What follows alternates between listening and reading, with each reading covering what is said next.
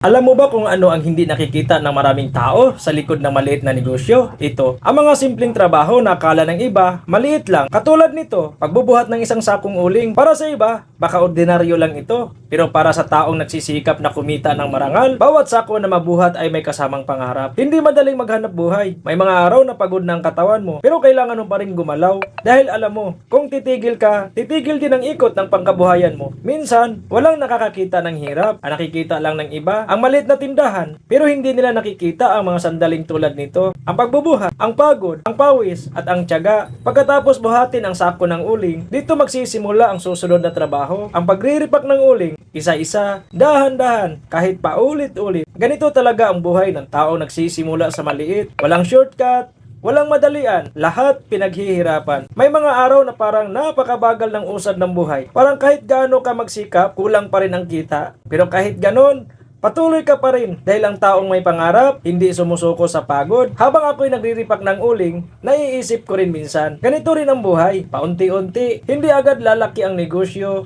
hindi agad yayaman. Pero kung araw-araw kang kikilos, araw-araw kang lalaban, unti-unti ring aangat ang buhay. Ang maliit na kita ngayon, pwedeng maging mas malaking oportunidad bukas. Kaya sa mga nanonood na tulad ko rin nagsusumikap sa buhay, sa mga nagtitinda, sa mga nagtatrabaho, at sa mga nagsisimula palang mangarap, huwag kayong panghinaan ng loob. Hindi maliit ang ginagawa natin. Bawat buhat, ang bawat pawis, at ang oras na ginugugol natin sa paghahanap buhay, yan ang pundasyon ng magandang kinabukasan. Makikita nyo akong nahihirapan, pero hindi nyo ako makikitang sumuko dahil para sa pamilya, para sa pangarap, at para sa kinabukasan, patuloy tayong lalaban kahit magsisimula tayo sa isang sakong uling lang.